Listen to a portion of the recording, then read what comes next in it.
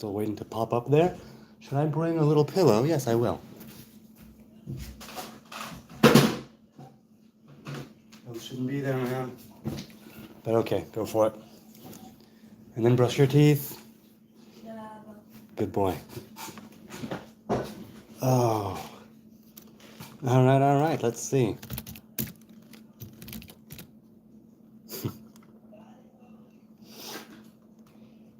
Okay. Right, so five people here, 2 likes, and I haven't even begun yet, and it's lovely. I'm grateful. I'm thankful.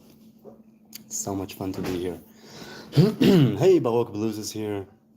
Still haven't gone live. Here I am. I'm live. It's the Nazarite.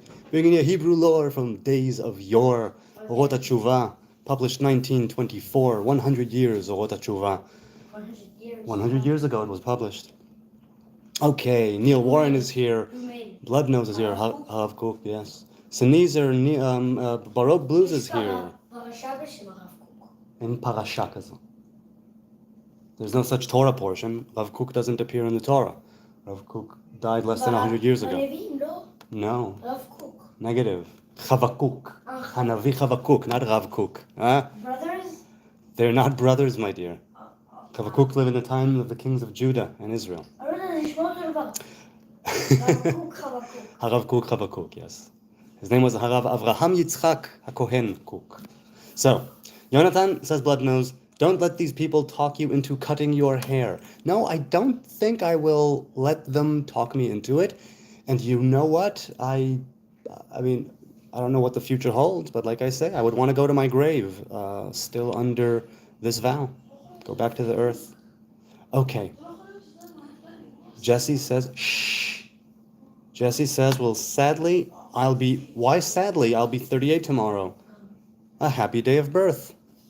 So today is your unbirthday? A very merry unbirthday, a very merry unbirthday.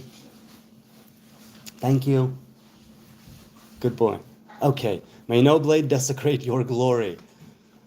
I appreciate that. It's just a simple Nazarite locks. I'm getting old, you say. Well, I love being in my 40s now, and the kids keep me young. And, well, you know, I don't feel particularly old personally. Though I understand how some 38-year-olds might. When I was younger, in my late 20s, or something like that anyway, and I felt that life, you know, wasn't where it was supposed to be. And I said to myself, am I just wasting parts of my life by not doing what I'm supposed to be doing? And then our lawyer at the time said that somebody replaced someone in some office, a young man who's 35. And I heard that, and it stuck with me. A young man, 35. And I thought to myself, you know what? Yes, okay, still young, still could get stuff done. So what do you mean by getting old? Do you mean life is passing you by? Do you mean you're not doing what you feel you need to do, what you say you ought to do? All right, so peace be with you, says Neil Warren. Shalom and peace, everyone, say Sneezer and Blood Nose. Sneezer says, anybody else suspect GTTV will try to censor the channel? Who's GTTV? Your mom. No, she's not GTTV. I would know that. Smash the like button, please, says Neil. Or not, obviously. Or not, there you go. Sneezer says, Jesse Link's 40 may be old for a human these days, but you will laugh at that statement by the time you die. Yeah, I think so. My 30s were a great decade. Yes, my 30s were a great decade too. Truly. Howdy doody, it's me, says MC24. The best me, the only me. Blessings to you all, my friends. Randomness of the day. GTTV. Oh, I'm sorry, Good Times TV. So wait, Good Times TV will what? Censor the channel? No, I don't think so, because I'm a Jew, and he's partial to Jews, so I don't think so. But who knows? I'm a Barbie girl in a Barbie world, says MC. It's not wrapped in plastic, it's life in plastic, isn't it? Life in plastic. Is it wrapped? Have I been doing it wrong all this time? Smith, Yom Tov, Yom Mevorach, Am Yisrael. A good day, a blessed day, people of Israel. Blessed day, everyone. Yes, but I'm a reprobate. Yes, I am a reprobate. Wrapped? Really? Wrapped in plastic? I thought it was life in plastic or something like that. Okay, cool. No, it's my bad. It's my bad, MC24. You are right. You enlightened me to the lyrics of Aqua. And is there a greater Torah than that? I ask you. Okay, Orot HaTshuvah, chapter 16, section 3. It's a couple of paragraphs. Here we go. Says Rav Kook, there is no fathoming or appraising the greatness of happiness which a person should feel for himself with great composure when that gentle sorrow aggrieves him, when the spirit of holiness and purity, of repentance falls on him, when he walks and wanders in the burning concept of complete repentance for all his sins and wrongdoings and transgressions, while his soul embraces with love the majesty of holiness and perfection, cuddling up to her beloved Creator, blessed be He.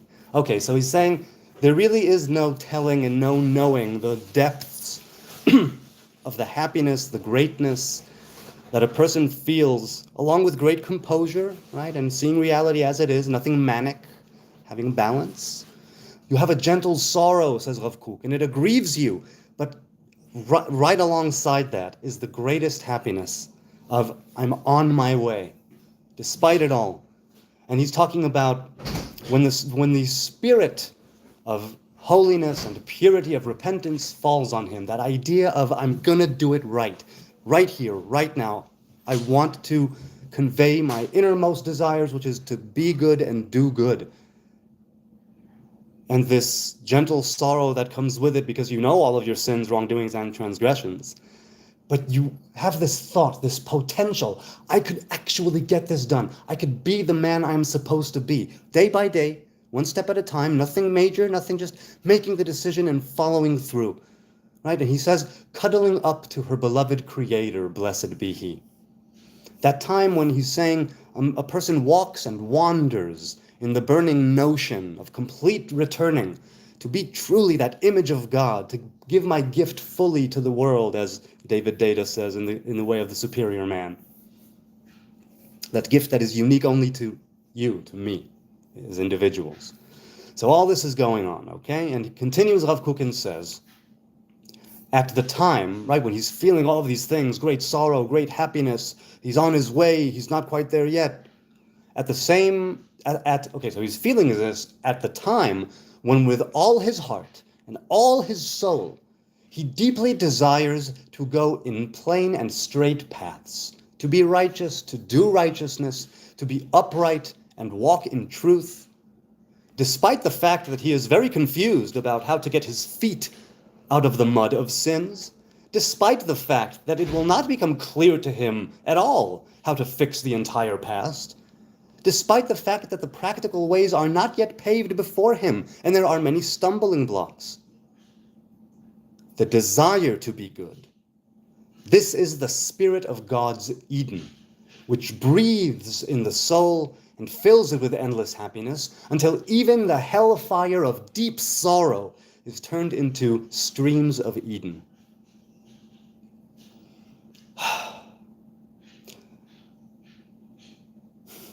When with all your heart, with all your soul, you're walking with it, you can see it in your mind's eye, how you're finally going to be the person you need to be, without kidding yourself, without setting the goal higher than it ought to be, but saying, I could do this. I could really make my life go in a proper path if I orient myself in that way. And I know how I should do that with myself, right? That gentle sorrow is there for a reason. It points you away from things, right? It says, remember the past in order to affect the future, not just to feel sorrow, but to also feel great happiness. It's a compounding issue, right? The happiness compounds, and it overtakes that grief. And from that grief comes the greatest happiness, where, as he says in different places in Orot HaTshuvah, quoting our sages, that there is a place where even the consensual wrongdoings, meaning things that you did knowingly wrong, will become merits. Times when it was like criminal. And those two, it's not even that they're erased, it's that you come to a place and you mirror such a revelation where they become merits. To make the impossible possible, as it were, and to understand that all along it was all one.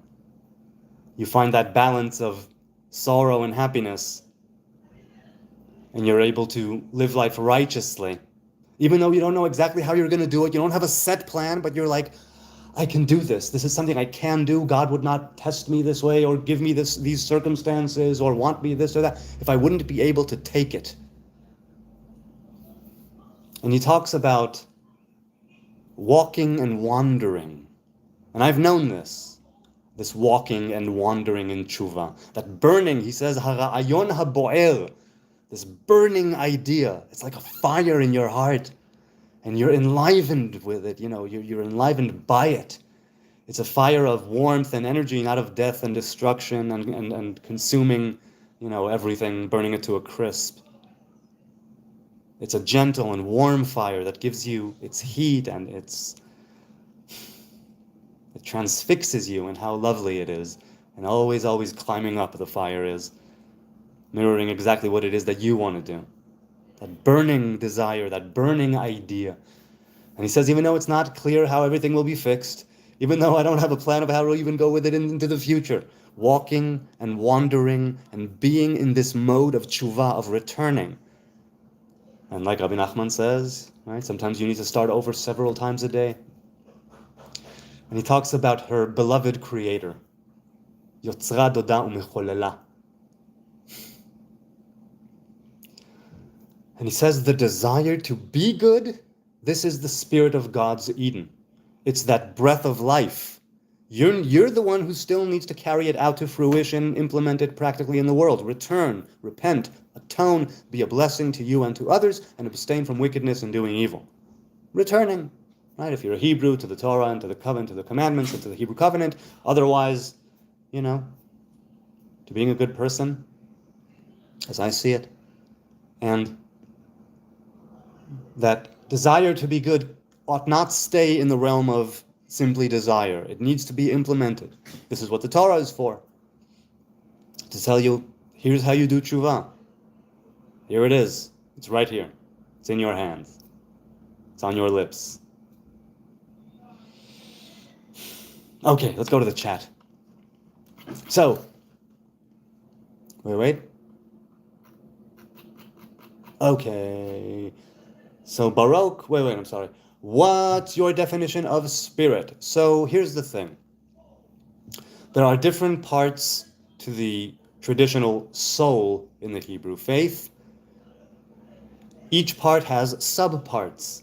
It has to do with the revelation of Adonai which can dwell within you. Traditionally speaking, nefesh is in the blood, ruach, spirit, is in the heart, and neshama, soul, is in the brain, if you will, the mind. And nefesh being like life force. That's the blood, right? Spirit is the heart, soul is the mind, the brain.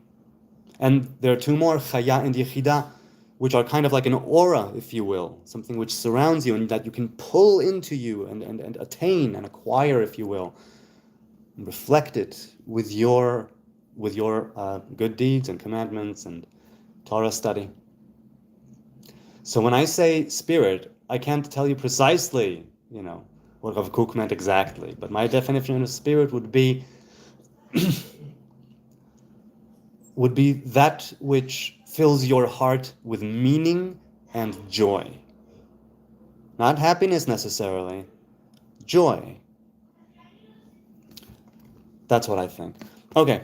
Ariel says, never once did I ever expect to log onto the stream of a Hebrew Nazarite expecting to find him singing Barbie Girl by Aqua. Well, I'm definitely not, at least not a modern day exemplary Hebrew or Nazarite. I missed the mark in both of those, and I don't consider myself, fully this or fully that. I'm just a simple dude. So pop music has its place. Baruch says Hasidic Judaism originated around where Ukraine is. Yes, the Baal Shem Tov, that, let's just say modern day Hasidic Judaism, yes. The Baal Shem Tov, Rabbi Israel ben Eliezer, he was where was he born? Come on. I don't remember. Rabbi Israel Baal Shem Tov. He's known as the originator of modern day Hassidism, of the Hasidic Judaism. The thing with Hassidism is it's a new ancient way, or an ancient new way rather. The principles upon which Hasidism hangs and the attributes to which it educates and points you, they are very ancient. So yeah, Ukraine and Uman, if I'm not mistaken, is in Ukraine, where Rabbi Nachman is buried. He didn't live there. He lived in Breslev, but he was buried in Uman. He stayed there, I think, a few weeks or a few months before he died. Confirming it's very much like that, said Sneezer, the realization that every past mistake was absolutely necessary to fine-tune you. Yes, and it shouldn't give you allowance to do things that you deem wrong or God deems wrong, whatever it is you want to attribute to it. It doesn't give you the permission or invite you to transgress and say, oh, it's okay. In the Mishnah it says that if you transgress while saying, oh, it's okay, God will forgive me, no, he won't until you actually do tshuva. And again, there are degrees of tshuva, right? There's tshuva that a human being can do when he's still alive. There's the tshuva of the Yom Kippur. There's tshuva of the wedding day. There's tshuva of the day of death. There's tshuva of the purification process, post-death, or at least according to rabbinic tradition. Fine-tune you. Yes,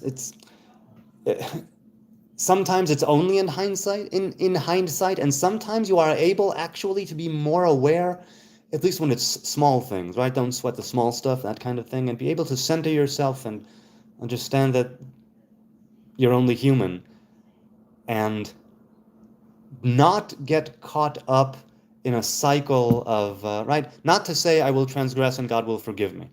Again, that deep sorrow that Rav Kook speaks of in relation to tshuva is because a great light is shining on you, and you can see every blemish, you can see every imperfection, you can see every impurity, and you sometimes immediately want to adapt to that higher degree, but you can't because you're not a light switch, you're a human being.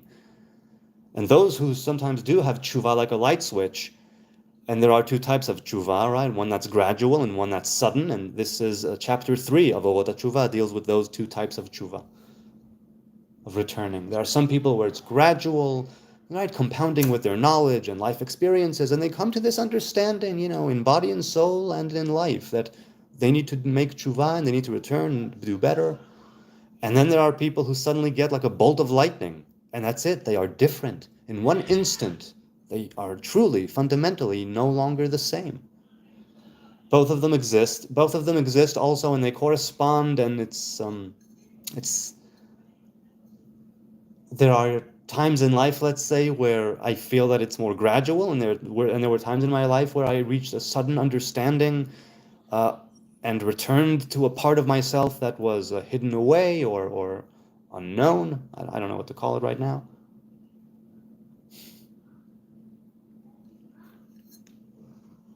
Fine-tune you is a nice way of saying it, yes, I agree. No, too hot. Too hot. Ella is here. Shalom, Ella. How you doing? MC24 says, as a manly man of the manliest form, I must know my random 90s lyrics. I didn't choose the thug life. It chose me. Hey, I'm of the same cloth, man. Robert says, again I say, Orot HaTshuvah fan Eden. Do you mean they fan them like a person with a fan fans one's face? Duke asks, are you a Hasidic Jew? No, I am not. I am not a Chassid. I've never been a Chassid. I have been influenced, and I'm still currently influenced by Hassidism throughout my life, but I am not a Chassid, and I never was. I've learned some of Chabad teachings. I've learned some Breslov teachings. I've learned some other nigunim and melodies from different Hasidic sects or groups or courts, but I am not a Hasidic Jew. Jacob the Jew is here. Hello, shalom. Who, in your opinion, is Melchizedek? Is it Shem? I see the parallel. I suppose I don't have an opinion. All I have is what Midrash says, where, they say that it's at least one opinion in Midrash, is that it's Shem. And in my opinion, who is it? I don't know.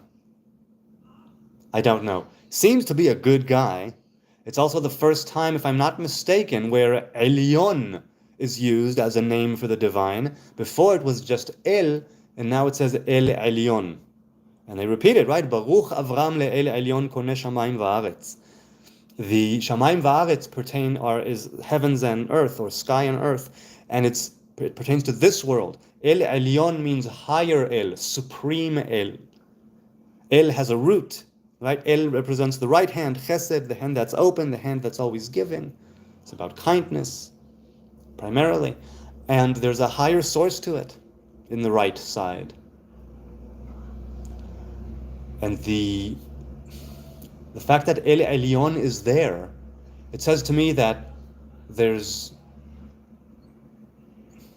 something more ancient about Melchizedek, and so it would make sense that it is Shem. That's what I would say about that. Right? Because Avraham corresponds to Chesed. Avraham corresponds to the name El.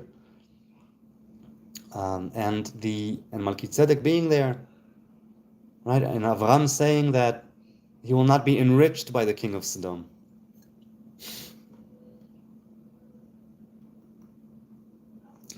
Confirming, I read that. Mandela, says Timothy Riley. The Mandela effect? Or which Mandela are we talking about? Oh, is chat back up? That was weird. What's going on? Something happened?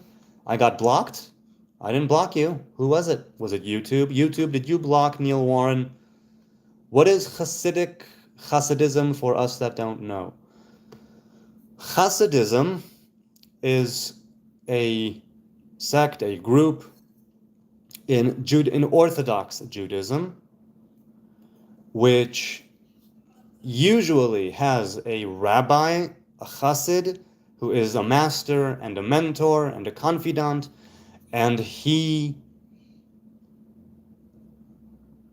is known as a tzaddik, right? A righteous person who is like a vessel for the divine will to be manifested, right? Through which to be manifested.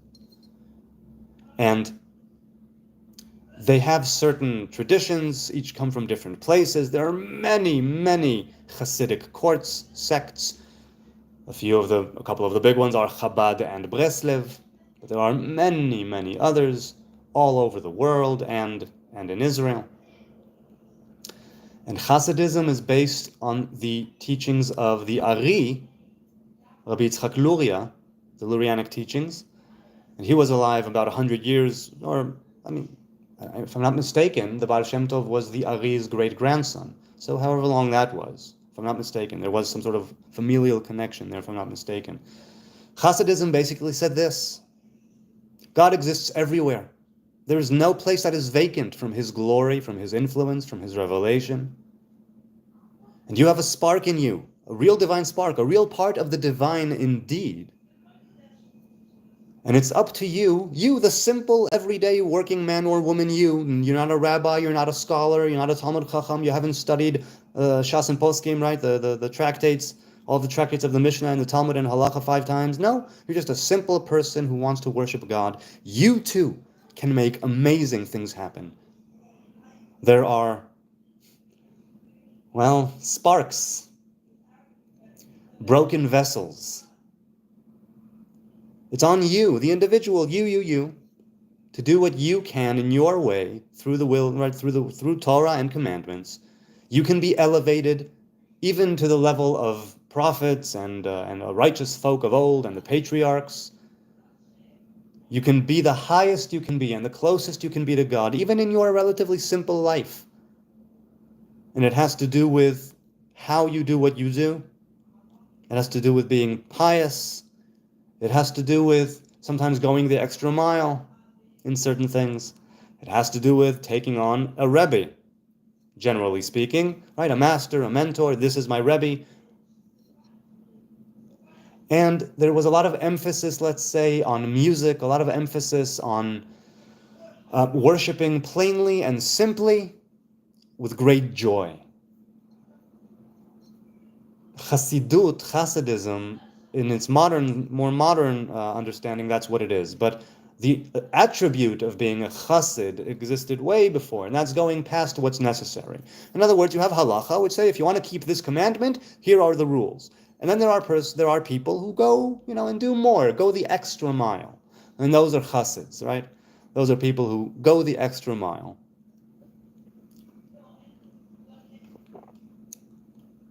By the way, I wouldn't presume that would be the be-all and end-all of Hassidism. It's no, not at all. And as somebody who has been taught a little bit of Hassidism over the years, it is a wonderful path, a wonderful way, and really recommended if you're called to it. Really, because the connection between a Rebbe and his disciples is one where you can go to him and ask him, Rabbi, what is my own particular way of fixing my life?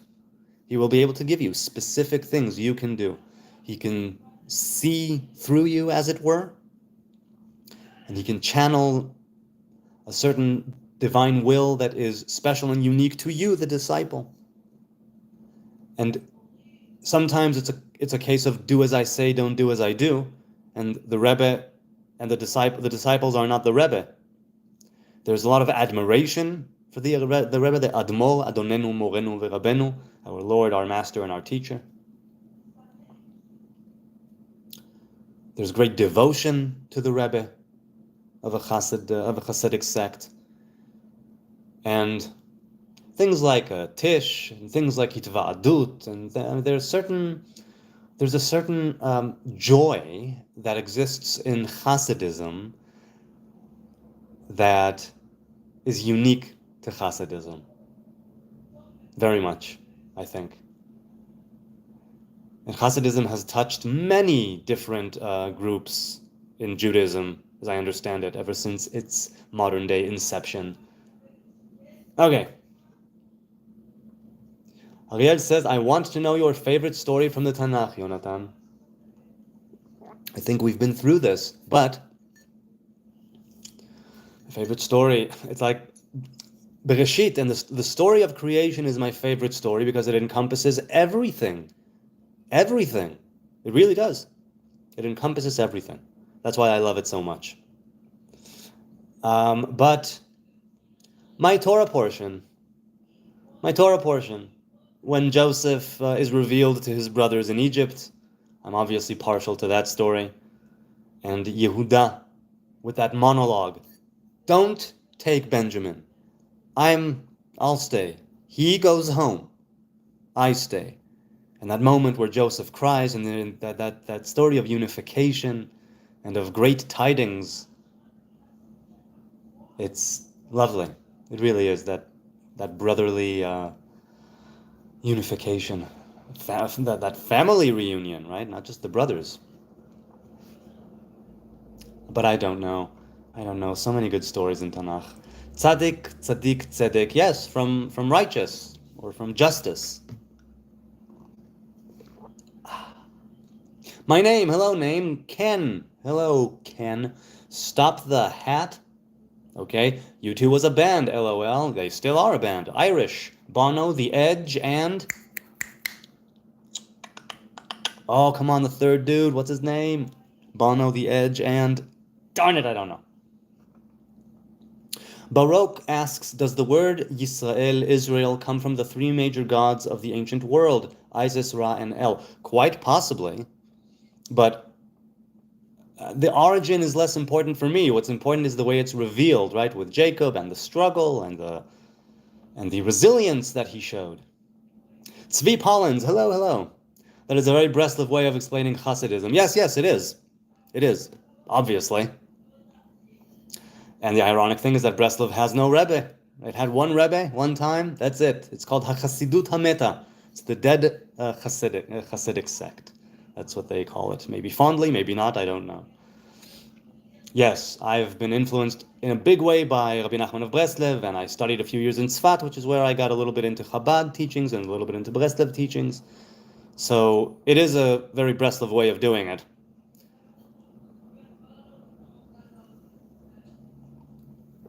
So Tzvi, how would you on the fly define or explain Hasidism? And like I said, I don't do it justice. I wouldn't presume to encompass it all in that. It's not the be all end all. My name isn't my naming very nicely. My name isn't my naming. My name, you say?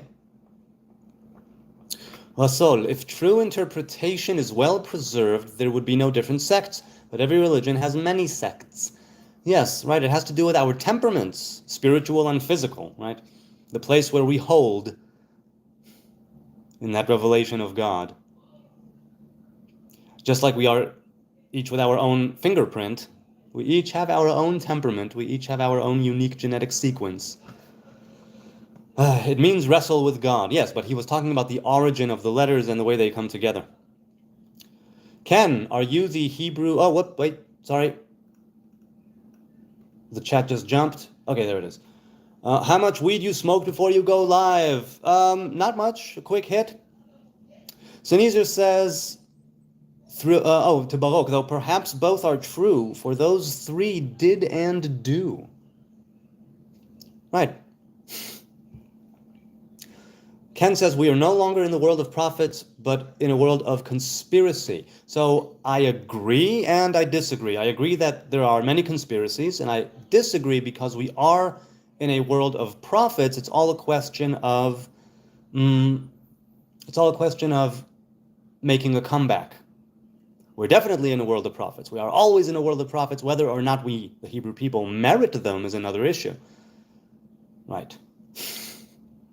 But it's definitely making a comeback. And Harav David Kohen, the Nazarite rabbi of Jerusalem, famously said that the Nazariteship is a stepping stone to prophecy. And I've never hidden my desire to eventually attain prophecy. I'm not laboring in under any kind of delusion or illusion of I'm already there or that it will be like that.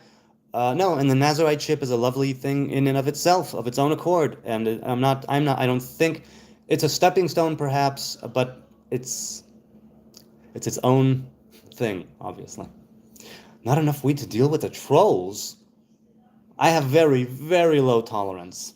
I don't smoke too much at all. These pretzels are making me thirsty, says BMXers. How me troll, says user GER.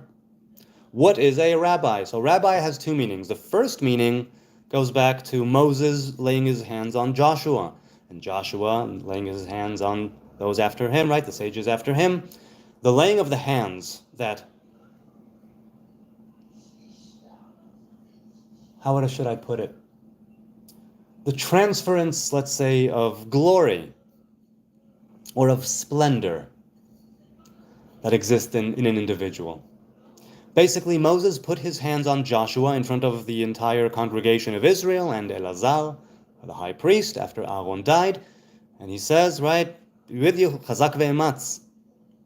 He lays his hands, and people laid their hands afterwards until Rabbi Yehuda ben Bava, if I'm not mistaken, at the time of the Second Temple, where the chain was severed. And so we no longer had what's called smicha, laying of the hands. The laying of the hands was an unbroken chain since Joshua and Moses, all the way to the Second Temple, and then it was severed. And when you laid your hands on someone, it was a real transferring of, let's say, authority, and, like I said, like glory, a kind of hod. And nowadays, that was rabbi back then. Rabbi is also more attributed to the sages of the Mishnah, the Tanaim, and the word rabbi as such does not appear in the Bible, in the Hebrew Bible, as a nickname or a title of any kind, if I'm not mistaken, at least not in the context of rabbi and disciples, because rabbi also means great. Rav means great. So, a rabbi these days is an individual, depending on the sect or denomination, man or woman, but traditionally, rabbinically orthodox men, are tested on a few specific facets of halacha and other general tests.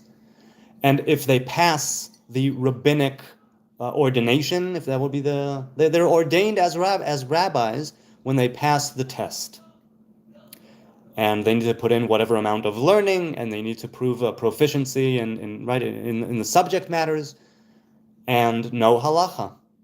That is a rabbi. It is somebody who may provide halacha, provide counsel, in some cases instruction, depending on the nature of the rabbi. Is it a rebbe or is it a rabbi?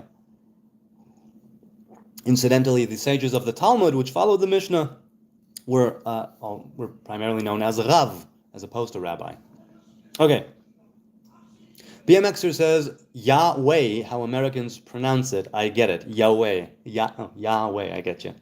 Very nice. The word means teacher, correct. Randomly asking how much weed he smoked. It's a rabbit who lost a T. That's correct. Definitely. Just B.O.B. Hey man, it's me. So you know what that means. Shout out to Rolf Harris.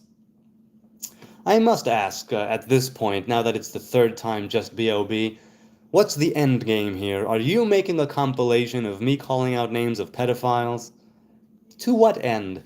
Okay. Or are you pro Rolf Harris? But BMXer says to Ken, I'm being sucked. What's a popsicle? What? Ken is second fiddle to Barbie. I agree, says MC. Wait, BMXer is a complete popsicle? What do you mean by popsicle, man? What kind of popsicle? Can I ask what the IDF's been up to today? I don't know. I haven't watched the news. It's underneath. It's in our bathroom underneath. Can I get it? Yes. What do you mean get it? Just go on it there. The scale. Yes. Can cam in a separate box? What? What do you mean, Ken? What do you mean? Can cam in a separate box? Not sure what you mean. Can you or will you? Okay. So I don't know what the IDF's been up to today. I honestly don't. Tzvi Polin says, not dead, just the last Rebbe is Rav Nachman. The first and last.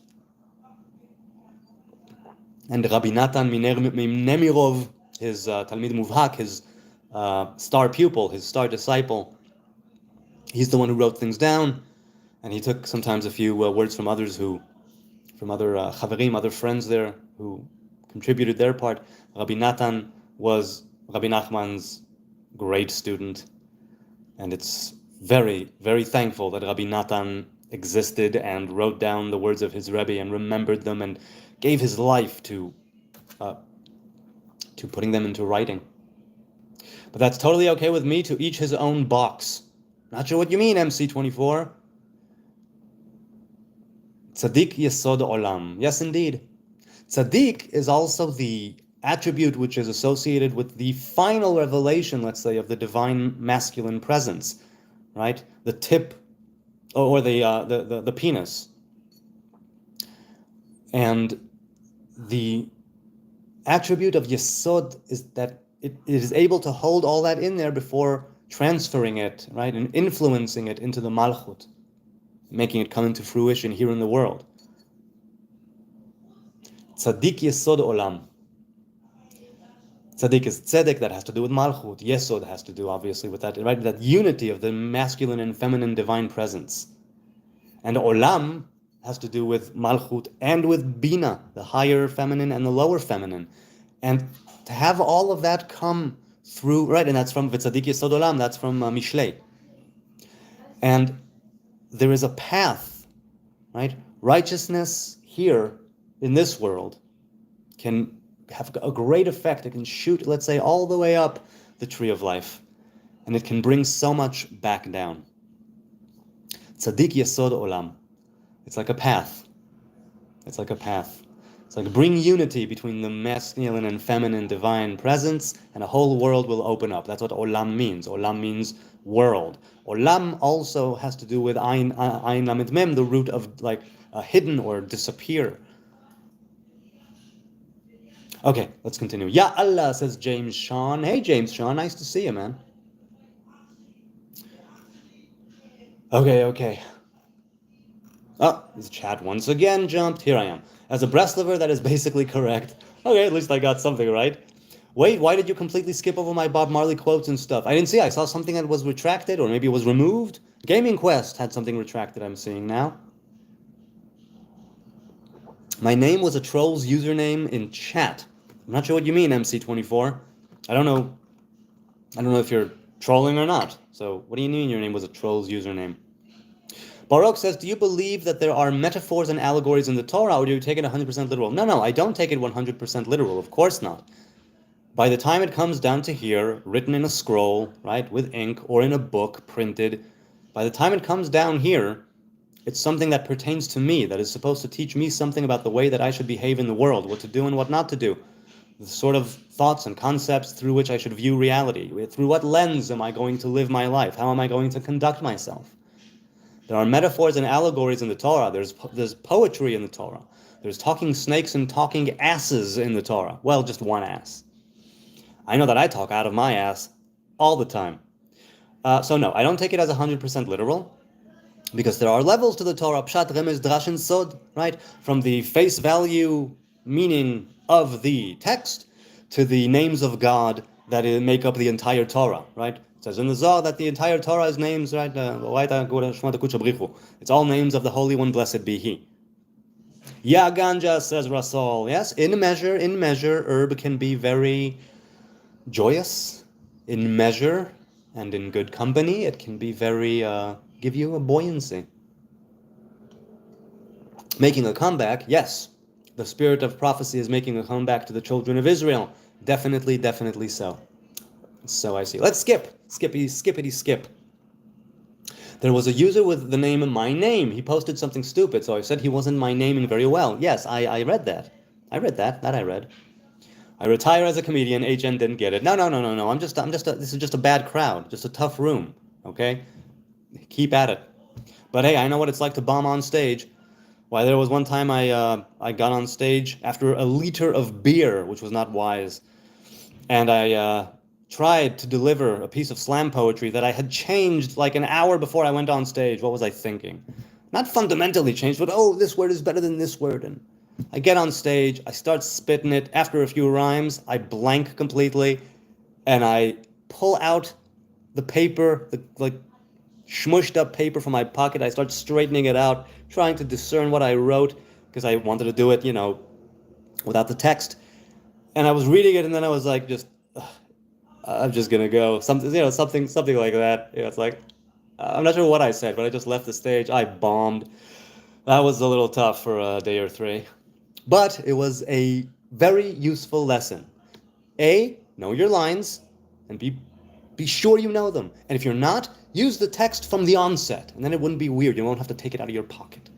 And if you know it, or if you use the text, either case, do not go on stage after a liter of beer. Now, very shortly afterwards, that may have been the last liter of beer I consumed, for all I know, because shortly afterwards, I stopped drinking alcohol altogether.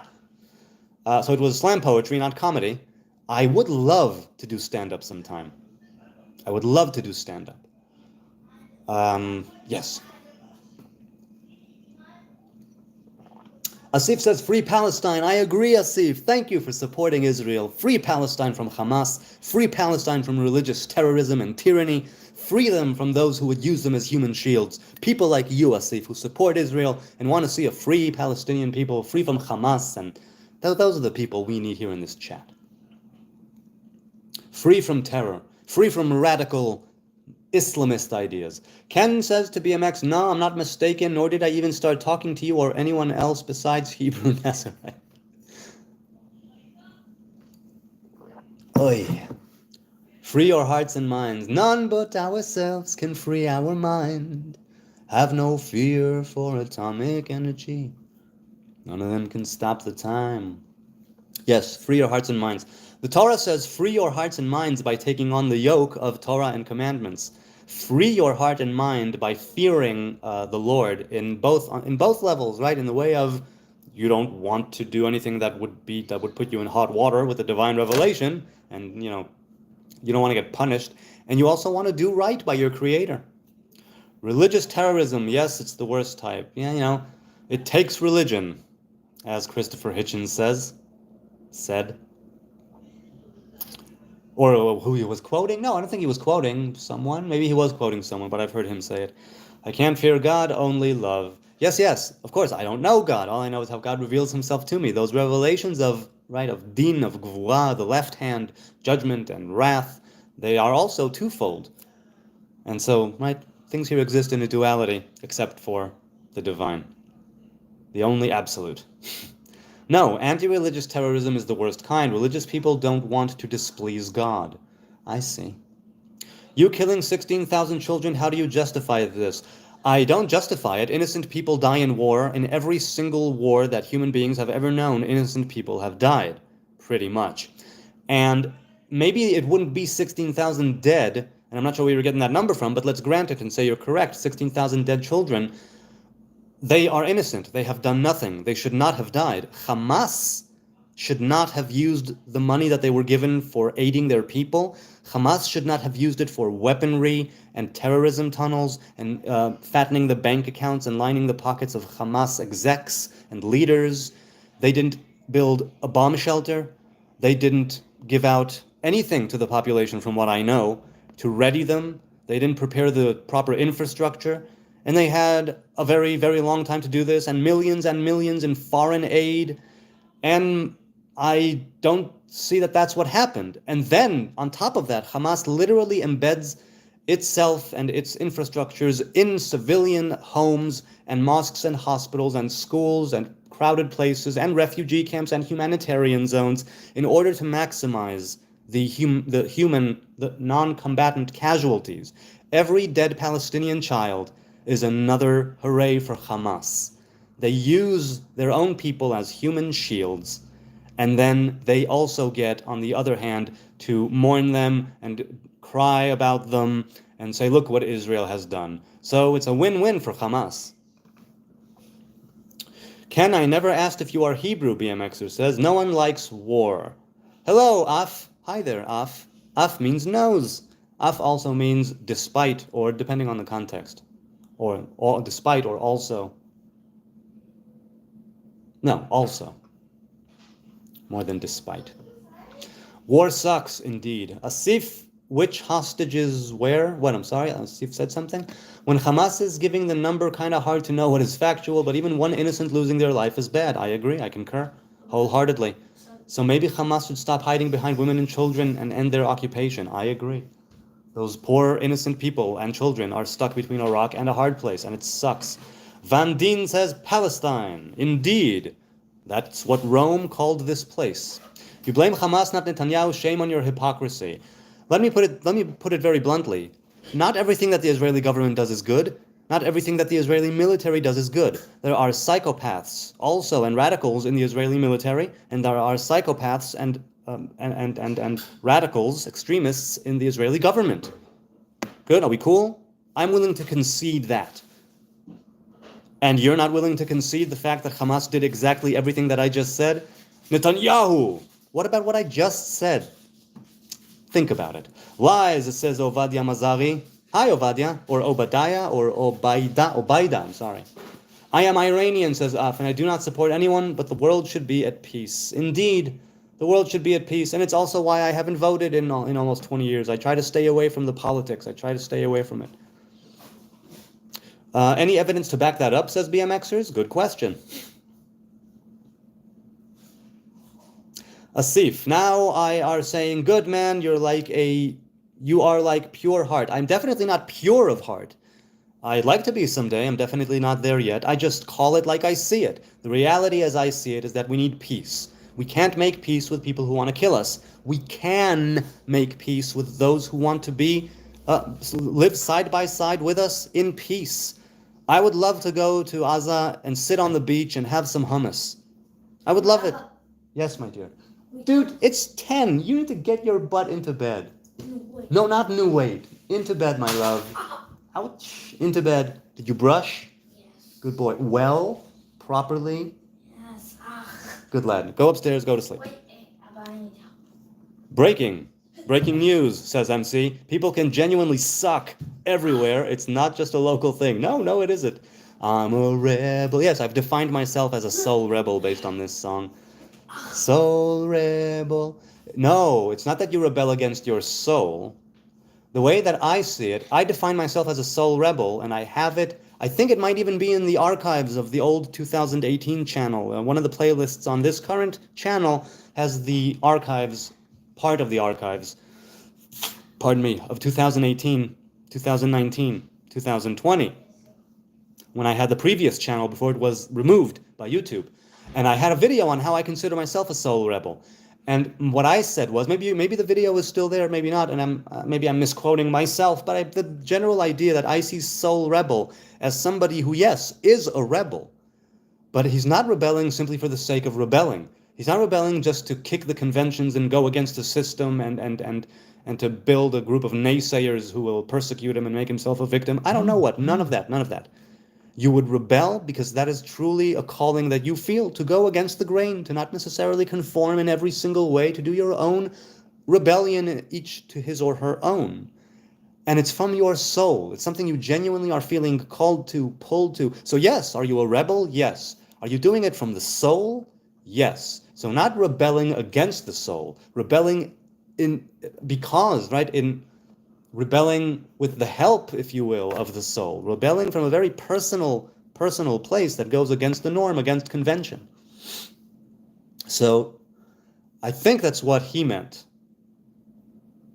But maybe not. Maybe he meant rebelling against one's soul. I doubt it. I think it could have been closer to what I said, but I might be wrong. Okay. Yeah, people can suck butt into bed. Butt into bed?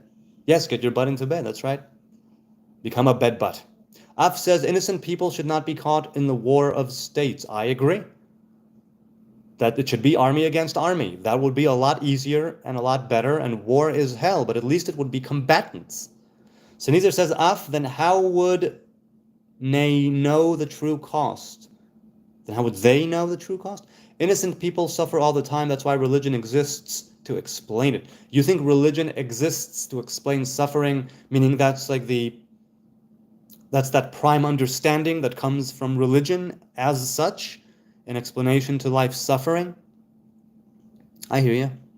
It is, isn't it, the first Buddhist truth, noble truth? If I'm not mistaken. It's one of the noble truths. It's one of the first noble truths, right, of Buddhism, if I'm not mistaken. So yeah. So hey, Af, how is Iran? How is Persia? How's it doing? I have a few Iranian friends. They are lovely. Or I've known a few Iranians. I don't currently have an Iranian that I'm in contact with, but I have known a few over the years. Suffering comes from wanting, right? Right. BMXer says, HN, that's what I was saying. He meant he's not rebelling. So in what way does he call himself a rebel if he is not rebelling against anything whatsoever? Does it mean that he is rebelling in the sense that he is going with his soul and trying to be righteous, and in that thing he is rebelling and going against the norm and against convention that would have him sin and transgress? Is that what you're saying? Is that what he's saying? I wonder. It could be seen in either one of those ways, right? Rebelling against the soul, rebelling for the sake of the soul, or rebelling because the soul is instructing you to go in a particular direction. All three could be it. Neil says, suffering is a perspective and therefore a choice. Suffering, not pain. Yes. Suffering is a perspective, at least in my experience, that is generally true. Yep, generally true. He meant he's not rebelling. Okay, I need to think about that. That's what people say. He's a soul adventurer. Yeah, that's right. A capturer, soul adventurer, going with the soul, going on an adventure with the soul. I've often likened the Nazarite ship to being my own personal soul adventure. And that's how I connect to this song, though I might be wrong. It might not be the way Mr. Marley or whoever wrote it intended. Hi, Hebrew, says Muhammad Abdullah. Abdallah means servant of God, Abdallah. Okay, hey Muhammad, what does it mean to you to be a servant of God? Do let me know. Because there's, let's put it this, okay, salam, says Neil, indeed. Salam alaikum. Sabah Nur. How Judaism looks at Islam. Asif, the problem with me, I can't speak for all of Judaism because I grew up in Israel.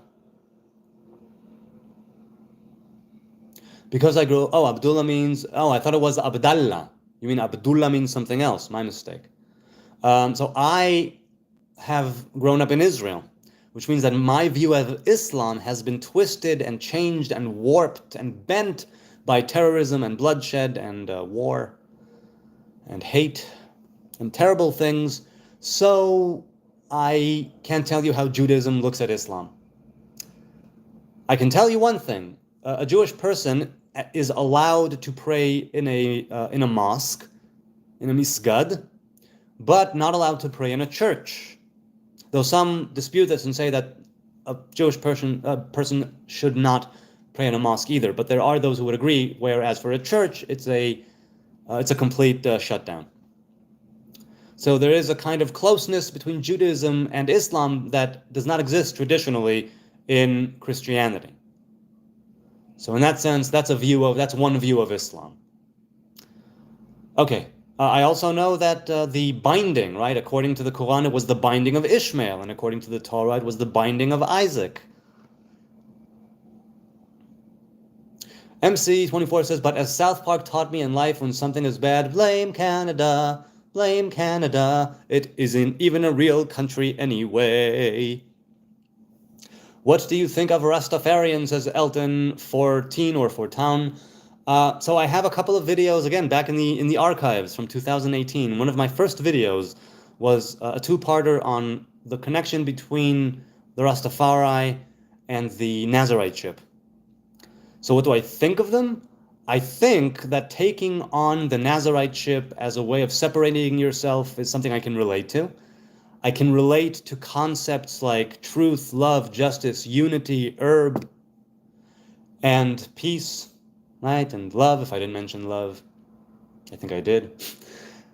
And I don't agree with militant Rastafarians. I don't think I would want to be one. So I don't agree with that. Well, I don't agree. I'm not drawn to militant Rasta. But, the whole Aital, I myself am vegan, I eat kosher. And that is also a connection there. So what do I think of them? I think that if they are I think that if our values match, then that's awesome. And if not, then, because I know that there are some very militant and aggressive Rastas as well. Obviously, people change and vary by temperament. But generally speaking, I am a fan of Rastafari, and I think that even though it might be seeing him as a second coming of Jesus, and I don't believe in Jesus, so I don't believe in the divinity of Rastafari. I don't believe in the divinity of Haile Selassie, His Imperial Majesty. But I do believe that he said some very wise things to his people. And I don't know precisely what he did with Ethiopia, right? I know he was crowned in 1930. And I believe that when he met with Rastas in Jamaica or around there, maybe Ethiopia or Jamaica, I think Jamaica, he told them that, if I'm not mistaken, he told them that he embraced the fact that they think he is the divine. I don't quite recall. Did he accept his divinity as far as they're concerned? Anyway, he told them to keep doing their thing anyway, I think. But he also wanted them to convert to Christian Orthodox, which was him. Rastafari was not a Rasta. Rastafari was not Christian, an Ethiopian Orthodox Christian. So, I think that Rastas are an offshoot of Ethiopian Orthodox. And with the Nazarite vow that they take on, the locks that they grow, the food that they eat, and I'm making a general observation here, I very much connect with it, yes. So I'm fond of Rastafarians, but that's it, Baroque says, do you think anyone can be a Jew and openly accepted in Israel, or do you think anyone can be a Jew and openly accepted in Israel, or do you think it is race-specific?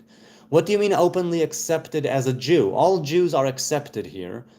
Racism, classism, and things like that exist on the level of the individual, maybe, obviously, but not at the level of the state and not at the level as there is unity, certainly in these times. Any Jew can be a Jew and openly accepted. What do you mean? Islam is a peaceful religion. You didn't know that? I know that Muslims say that it's peaceful. I know that Islam means submission, right, to Allah. And as such, when you submit to God, there is great potential for peace. There's no greater blessing than peace. And I believe Muslims want to bring down that divine revelation of Allah into the world, and that everyone will bask in the glory of His light and His love. However, radical Islam and jihadists have ruined Islam for me, and I have not seen that it's a peaceful religion 99.99999% of the time. Not only that, I saw it and continue to see it because of the lens through which I'm looking, in the reality in which I am, as a religion of war, jihad, brutality, crimes against humanity, and just awfulness and unfettered cruelty. Okay, terrorism is not religion-based, said Asif. Well, the idea of using force to manipulate or to have your will, right, to force your will on others through power and violence, that's not religion-based. But religion has taken it to a higher level because it does all of that in the name of God. And that's where it really, really, there's a real difference there as far as I'm concerned. Baroque, there are people like Good Times TV everywhere, racists, said Sneezer. Yes, racists exist everywhere. But does it exist on the level of the state and the society at large? No. Muhammad says, do you think Israel doing good with Palestine? We are at war with Hamas. That's not good. It's necessary, but it's not good.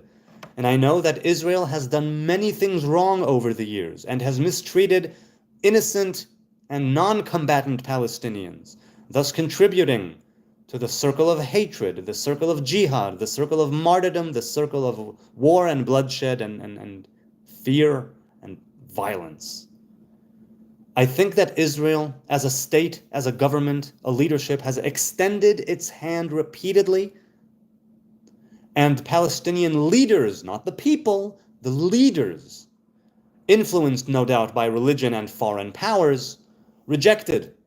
Yasser Arafat even rejected an offer which included 90-something% of what he wanted and a capital in East Jerusalem, and declaring a Palestinian state in East Jerusalem. And Arafat said no. He wouldn't even come to the table. I think he just turned the car around. He was on his way and he turned the car around. And that was, I think Ehud Barak was prime minister at the time, or maybe Ehud Olmert. And either one, whichever it was, they put on the table the most generous offering. And you know what? Let's play devil's advocate. Oh, you're so generous. You're giving back the land you stole. Oh, you're so good. It was in order to bring peace to the region, if only relative. The Palestinians rejected it, did not even consider it. The leadership rejected it. And also, I think that there are things that Israel is doing with the Palestinian people that is good. I know that for many, many, many years, and even still, the IDF at large does everything in its power to be more humane and more moral than Hamas. The bar is very low. And not hit civilians and avoid the casualties of innocent non-combatants. They do everything in their power to not have that happen. War, active war is different, but nevertheless it still goes on now, albeit differently. So I think Israel has done a lot of bad things, and I think Israel has done a lot of good things. But the worse evil is not Israel.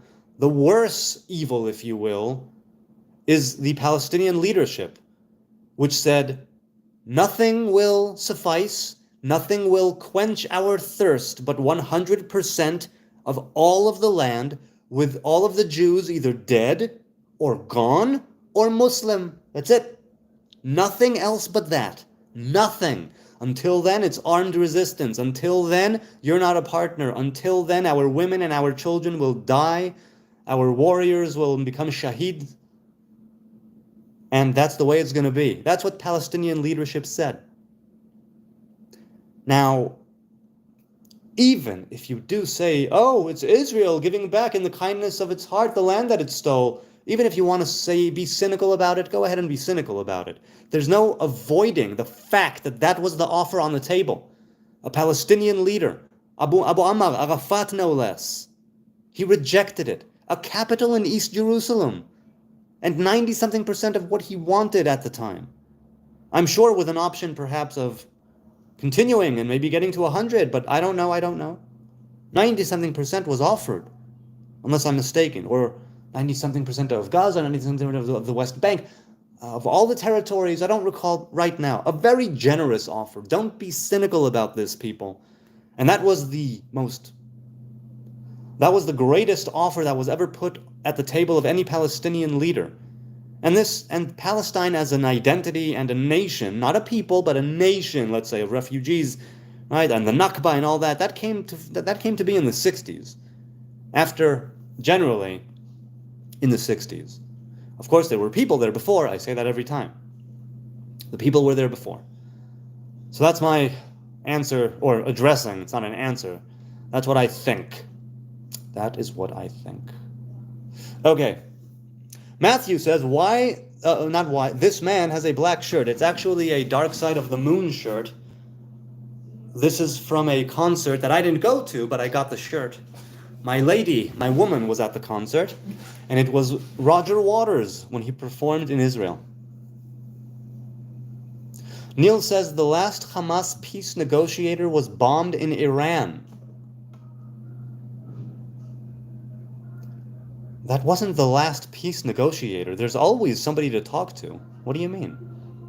If we had no religion, the world would be a better place, says Marquette Park. There is a lot of truth to that.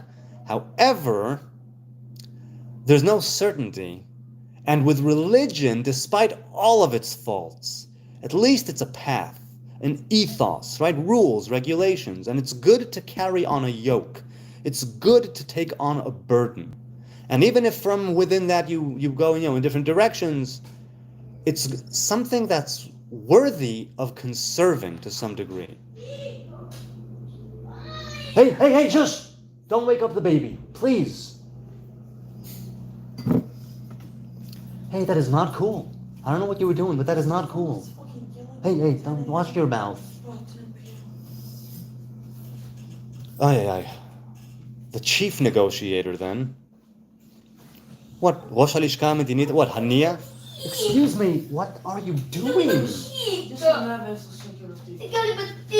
me? Hey, I don't like that. Excuse me? Don't call him that. That is not okay. No, you don't condition his behavior. You don't condition my words on his behavior. Guys, get along. Pardon me, folks. And what? If she said that, I go with her. You take it out of your backpack immediately. I have spoken. It's my backpack. Okay. Excuse me? No, you are not. It's my backpack. Uriah, don't talk back to me. Do as I say. Okay. Good parenting. Watch the movie Defamation, says Baroque Blues. What is it about? Give me the coming attraction. Have you seen my head? The Many Rules, says Marquette. Yes, there are many rules. And then I suppose... What's up, man? Have you seen my headphones? I have not. And then it becomes a question, I suppose, of do you go with everything literally and keep it all? Do you consider yourself, what sect or what group, or how far do you take it? Because suppose you can't always be religious 100%. There will always be things where you kind of screw up or don't do it to the best of your ability or to the degree that you would like to do it. Or Sanizar says to Rasol, I don't claim to know Quran, only to have known it as true from the divine perspective, which I was lucky enough to experience for a short while. I am Christian. Sanizar says, yes, we're in test in this world. Yes, many sages and others say that this world is a foyer before going into the banquet hall. And you need to make yourself look good in the foyer, coming in from the cold. You need to, straighten yourself up and ready yourself and look sharp in order to have a good banquet. And in that sense, this world is like the foyer. And we're supposed to do good deeds here and follow the commandments and keep to the covenant and shape up, right? And be who we could be and wear our garments, spiritual and physical alike, with a kind of integrity, be an upright person, right? Be a mensch, a person of virtue. And then when we go in, let's say, to the banquet of Olam Haba, the world to come, the coming world, the world that is coming towards us, then you have merited it, truly. Then you have done what you could, and you can enjoy that banquet with no inhibitions. Truly, right? Let's put it that way, yes. Sanizir says, Rasol, Sanizir, you're posting modern Dawa bullshits. Yes, modern Dawa's version is peaceful. By the way, I'm criticizing Islam, Quran, not about how majority of modern Muslims practice it. So wait, you're criticizing the religion and not how people practice. I suppose that's what I'm talking about. There's the religion and there's how it's practiced, right? And there are major differences there. Mahakal, hi Mahakal, have you smoked any? Update before, brother, for any spiritual rituals or experiences. Wait. Have you smoked? Have you smoked any? Update before, brother, for any spiritual rituals or experiences. My view of substances is that while it can be conducive to a spiritual and psychedelic and mind-revealing, soul-revealing experience, you should have more spiritual and psychedelic experiences that are not substance-induced. I say that it should always be tilting towards you and your inner world and your outer world, and not a substance that you partake of, smoke, ingest, inhale, snort, boof, whatever the case may be. But definitely, when I was younger, I didn't, let's put it this way, I consider it a kind of sacrament. But I don't necessarily do it before any spiritual ritual to get higher. The spiritual ritual is enough to get me high, you know what I'm saying?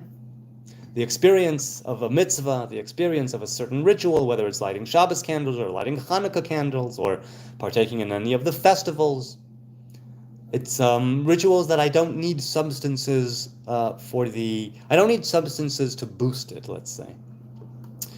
Rasol, Sneezer says to Rasol, and if you feel I am misrepresenting its intent, by all means speak up, but the religion of peace is about spiritual warfare, not physical.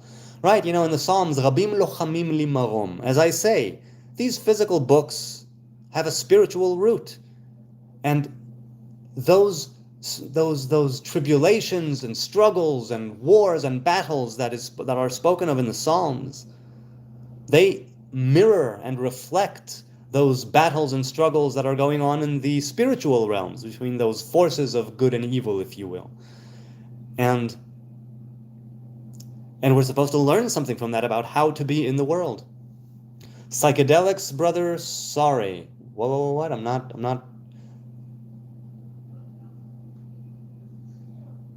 not sure.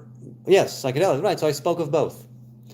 Assalamu alaikum, brother. Oh, assalam alaikum. Okay. You did it over there. Yes, Amar. Wa alaikum salam. Baruch says, the burning bush is a metaphor for the bush that was psychoactive, that has psychoactive properties. It could definitely be. It definitely could be. And it's also the idea of, of something that is on fire but does not burn. In that very same way, the person can come that close to the divine. And if they merit it, they won't be blinded by that light. And it won't do them damage. What's the time in Jerusalem right now? 10:13 p.m. Can I get an eighth, asks Randy. Not from me, that's not how I roll. Arzu says, Sneezer, nice to hear that. Everything has a spiritual root. Correct, everything has a spiritual root. Don't know, but I love Talmud, says MRT, and Hadith. That's nice. Captain Caveman, hey Captain. What do you think of the book of Enoch? So the book of Hanoch, there are several of them, and I've read one of the Hebrew ones, and I don't know if that's the book of Hanoch or Enoch that you're talking about, so I have no idea. I do recall that there's a reason why Sefer Hanoch, right? Sefer Hanoch was, let's say, on the chopping block for not being included in the Bible, and indeed it is not in the Hebrew Bible, but it is part of the collection of external books, Sfarim Chitzonim, Apocrypha, I think it's called, right? The Hebrew Apocrypha, those books that didn't make it into the Bible for different reasons.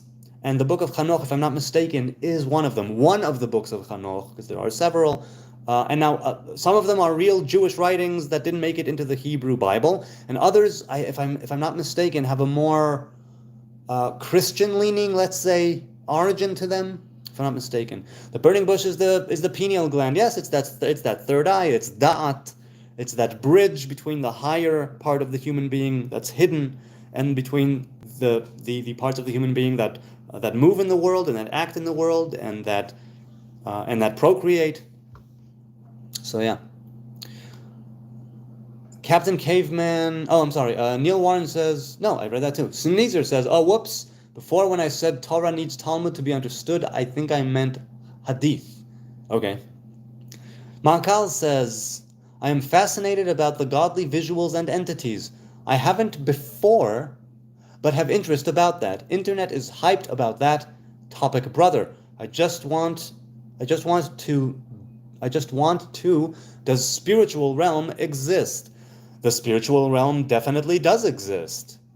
It's a hierarchy of divine revelation, and the further away from the Creator you get, the more material and the more, let's say, coarse the realms become until we arrive here, right? The world after Eden, after we were kicked out, a world of knowledge of good and evil, where that duality is baked right in, and oneness is something that you need to sort of idolize and attain, right? Connecting yourself to the one, to the divine revelation.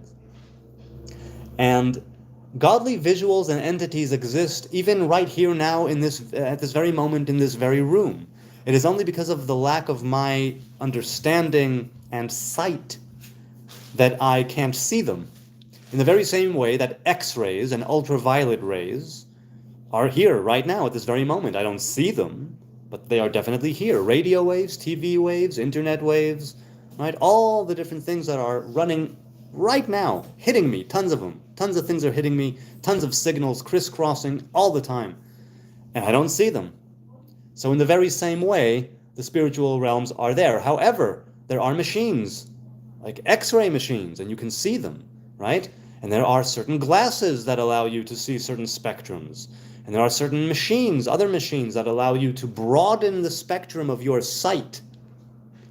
And so just like in that sense, where you have machines to broaden your visual perception, or provide you with the ability to perceive, right, through a mediator, that hidden realm of ultraviolet and infrared and so on, you have not machines, but Torah, commandments, and covenant. And through them, you are able to widen your sight. And through them, just like an X-ray machine, you are able to see yourself inside and out, and the world inside and out. And we are one and the same, all made from the same substance, right? And the spiritual realms exist in parallel. It's a hierarchy down the tree of life, from crown to kingdom. And we affect creation from kingdom all the way up to the crown, up all those spiritual realms. And it starts here, in the most physical realm imaginable, here, where we only, us who are in a body, can perform the mitzvahs and carry out the commandments and the covenant and be good people and do good things, live righteously, honestly, truthfully, justly. It's on us. And it's all for that spiritual realm to be revealed, since we have dominion over those realms. In the origin of the story of creation of Adam in the Garden of Eden, God gave him dominion over all things, right? We were the masters. We were supposed to be the caretakers and the caregivers. Okay. Vasor says they practice jizya, right? That's a skull tax. For 1,200 years, though, they claim that it's for wartime only. This is pathetic. Oh yeah, I didn't know that that's a claim. I thought it was just a given. I thought jizya, right, the skull tax, it was a given. It's in wartime. Why would it make more sense to tax the skull during wartime, I wonder? Is it to further differentiate Muslims from non-Muslims? I wonder. Oh man, the chat keeps jumping. Keeps jumping. Da-na-na-na-na-na-na. Okay. Sheikh Hasina, Sheikh Rehena, Khaled Sheikh Mohammed are the real culprits. Who are these people? Do tell. I have no idea who these people are. Enoch and Eliach. Eliach? Eliah? Or Eliach? Which one? Eliach, right? God is my brother. MC says, how come nobody's giving free Tibet away anymore? How come just free Palestine? Where's the variety? I think that, first of all, it's not that nobody is talking about Tibet. I think that the majority are talking about Palestine because it has to do with Israel. WD, hello WD. Good evening, bro. Hope you are well. I am well. I am here with the end of a cup of tea. No, I finished it, but with my water bottle. And it's almost the end of the work week. And today was a very productive day, a very fruitful day, and I am happy and content and joyous to be here with you for an hour and 20 minutes already, shooting the chat and trying to broaden my mind a little bit and trying to speak a bit of tshuva and carry on a bit of tshuva and to have a psychedelic experience, a mind-revealing and mind-expanding experience through this. Okay. MR says, and how are you, WD? How are you all? Share in the chat. They are from Bonu Umayyah Prophet Muhammad, peace be upon him, cursed them. I see, so these are cursed people. Do all agree that they are cursed people? Hadith and Talmud are greater than the Bible? How do you figure that? MR3T says, even I have invented year 3173, I can make Tohasm 2 a new religion. I'm not sure what you mean by that, MR. Can you clarify? It's not really clear to me. MC says, nobody ever hypes up any of the more shittier places, Africa much, Yemen, anyone? No, that's the way of the world. You have to pray 6 times a day. Funny, I thought Muslims is 5 times a day. And in rabbinic traditions, it's 3 times a day, right? In the morning and towards the evening and after sunset. After sunset and after the stars come out. Glistening ball sack. Love the name, man. What are you glistening with? Is it oil? Is it Vaseline? We need to know these. Is it saliva? What lube? We need to know these things. Or just it's just glistening the way it is, man. Because the ball sack, the scrotum, it has a lot of personality with or without hair. Do you wipe while sitting down or standing up? I wipe while sitting down and standing up. When would I stand up to wipe? I don't know when I would stand up to wipe. I can not usually. Usually I'm sitting down. Okay, hadiths are indeed Islam slayers, says Rasul. Why do you call them Islam slayers? I'm curious. 6 is a magic number, LOL, says Mr. 3T. Sneezer says to MC, thank you for mentioning Yemen, my brother, and I thank you. By shittier, I mean like war-torn or famine. Yes, I understood what you meant. I'm sure others did as well. Mahakal says, great explanation, brother. Really love your opinion. Hey, you know what? Take everything I say with a grain of salt, a grain of hummus, a grain of whatever it is you want to say, right? A grain of concrete. And do your own research. Don't follow me. I only call it the way I see it. And the way I see it is very narrowed and very small-minded. I don't have any great understanding. I'm not, I can't make analyses, I think. So Mr. T says, let's make another religion. Tohasm. What is that? Oh, I see. Well, you have to pray 6 times a day. Okay. As a Muslim, I love Moses and Jesus. Yes, so I say. So the Quran says, right? That they were indeed messengers, only that Muhammad is the final messenger and the Quran is the final word. WD says, that's why some natural hallucinogens can be used to open the mind. Indeed, natural hallucinogens can be used to open the mind. Synthetic hallucinogens can be used as well, but if you're going to go with a ritual of more religious and spiritual nature, I would at least start with the more natural hallucinogens, such as mushrooms. Okay. MR says, I will make my place beside Ram Jai Shri Ram. MR, said Sneezer, first you must enlighten, then you can start a successful religion. Spencer gives the folded hands and a dove with an olive branch. Makal, I really got some knowledge. Love you, brother. I appreciate it. Again, it's not, I'm just calling it like I see it, man. I know how to pray in Islam. That's good. It's good to know how to pray. The basic prayer throughout the entire history has been spontaneous words between you and the Creator. Just an open and honest and truthful, sometimes brutal dialogue. And the divine revelation over the years has revealed itself to me in so many ways. And still, I keep to this very simple and very honest sort of prayer. And I usually no longer pray from a prayer book, and I don't attend synagogue, and I do my own thing. And it has been very beneficial. I'm not saying it's better, but I'm saying it's been highly beneficial. But still, I recognize the power and the force and the might and magnitude of a congregation, of a collective, of a public, of a people. It can do something that a human being alone cannot, sometimes, most of the times. Baruch says, what do you think about the Tetragrammaton? Oh, wait, the chat jumped again. Hey, my woman is here. Hi, woman. Or at least was here a few minutes ago. What do you think about the Tetragrammaton, and have you ever looked at the images on the Rider-Waite tarot deck while it's in order?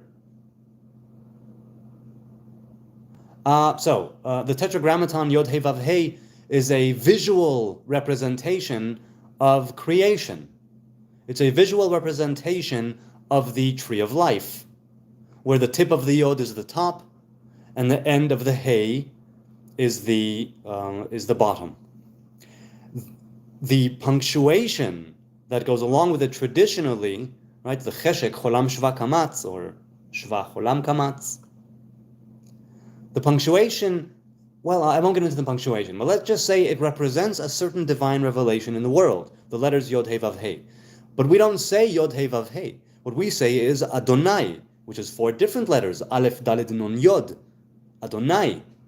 Both of those together, where it's looked at one way and thought of in one way and spoken in another way, it represents the masculine and feminine divine presence and their unity. You're reading it one way and writing it one way and saying it another way. And it represents the root of creation in the sense of the higher feminine, the higher masculine, the lower feminine, the lower masculine. Or rather, right, Yod and Vav are the higher and lower masculine, and the 2 He's, which are different, the 2 He's, even though it's the same letter, is the higher and lower feminine divine revelation. And yes, okay, I'll leave it at that. So what do I think of it? I'm a fan of the Tetragrammaton, definitely. And have I looked at the images while it's in order? I don't know which precise tarot deck that is. I know the Rider tarot deck. I don't know what the Rider-Waite tarot deck is. Maybe that's a different tarot deck. And I know that there are many Kabbalistic, let's say, or Hebrew elements in the tarot deck. Yes, or at least some. I remember right now, just offhand, in the lightning-struck tower, there is a hail of yods. Sneezer says to MC, of course, every mention brings that and sooner. I'm sorry, what were you referring to there? Well, you were talking to Sneezer, I don't know. MC4 says, club is full of ballers and their pockets full grown. Yes, that's right. That's right. Na na na na na na na. Dee dee dee dee dee dee dee. Yeah, man. Pop. 90s pop. Jumpin'. Okay, Lasol, no, it isn't for wartime only. Dawas are lying. Jizya was abolished by Ottoman Sultan, I don't remember the name of that jerk, in 1898, 7th century to 19th century. Voila. Judaism is older, says Luke. Hello, Luke. Good to see you. Hey, and James Bong is here. Hello, James Bong. Hello. All right, let's skip ahead here. Let's see. And Neil says, HN, what made you start this channel? What made me start the channel is that I felt called to speak of the Nazariteship. And I felt called to spread a little bit of how I, as a modern-day, simple, Am Haaretz, ignorant Nazarite, how I see the world, and how the Nazariteship can affect the individual, because I am definitely the product of many things, and one of them is the Nazariteship that I took on 14 years ago or so. So I just felt called to share the Nazariteship. And I saw that on YouTube, that niche was filled by 0 people. There were Christians talking about Nazarite vow. There were Jews talking about the Nazarite vow. There were Christians primarily taking a Nazariteship differently, because they would end it without offerings and sacrifices at the temple.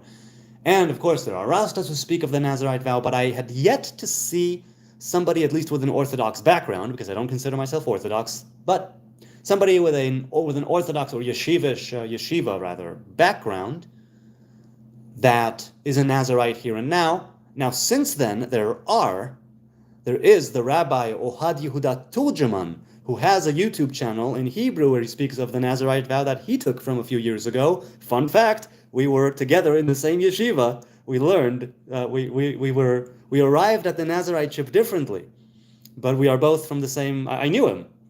I knew him before his Nazarite vow, and he knew me before my Nazarite vow. And yes, our yeshiva, a friend said, has arguably produced more Nazarites in the current age than any other. That's probably true. Leave it to the Tzfat yeshiva to produce Nazarites in this day and age. Okay, let's see. So that's what made me start the channel. I was really feeling called to it. Now, here's the thing. I've had, I think, like 4 or 5 YouTube channels ever since I got out of the army, I think. Yeah. Since I was like 23, 24, I started, my first channel was me reading poetry, my own poetry, other people's poetry, at the time when YouTube was just beginning in the mid-2000s. It wasn't even owned by Google yet, and the line was, right, the tagline, broadcast yourself. I missed that. Now it's just YouTube. But before, when the 3 or 2 guys owned it, the 2 guys who owned it at the time, not Google, they later sold it to Google, and now it's Google. But before, it was broadcast yourself. That was the tagline. So I read poetry, and I was part of a poetry community on YouTube. I was part of this poetry promotion project that was going on there, that was started. People reading each other's poems, people commenting on each other's poems. It was like a community of poets, mostly young poets. And I was one of them for a short while. And then I said, wait a minute, I should start a Hebrew poetry promotion project, because that hasn't been done. So I did. And for that week, in the mid-2000s, I was on the front page of YouTube Israel. And a couple of weeks or a month after that, I was in reserve duty in training, and my commanding officer turns to me and he goes, I saw you on YouTube. That was fun. Later, I had a different. Later, I had a channel that was a vlog, just me vlogging, daily or weekly, whatever it is, on my life and whatever. I then had Project Parenthood, which was a channel about the 9th month of pregnancy before my first son was born, the 9th month of pregnancy, all the way throughout the first year. It's something like 30 videos or so, from the beginning of the 9th month of pregnancy of my dear woman, my bride, my queen, until just over a year old. And I called it Project Parenthood because it was my firstborn, and I was learning to be a parent, and so that was also a kind of vloggy thing. Then, maybe one other vloggy thing that wasn't about parenting, another attempt, let's say, at vlogging, and just my life. And then, years later, it was the Hebrew Nazarite channel, and the previous one, which was removed, and this one following it. So I had I've expressed myself on stage, and in video, and on radio, for that matter, since my early 20s, I've been expressing myself, and I've always been a writer, and I've always been, tending towards the creative side of things. And I have a kind of exhibitionist side, I guess, because I want to be revealed. You know what I'm saying? And what I would want more than anything is for the persona that's being revealed right now, for me to really match it. And if I'm then, if I'm the Nazarite, bringing you Hebrew lore from days of yore, may I also not just talk the talk, but walk the walk? So, yeah. Okay, let's continue. I like King Cobra, says MR3T, as a snake, or just the king. Who was King Cobra?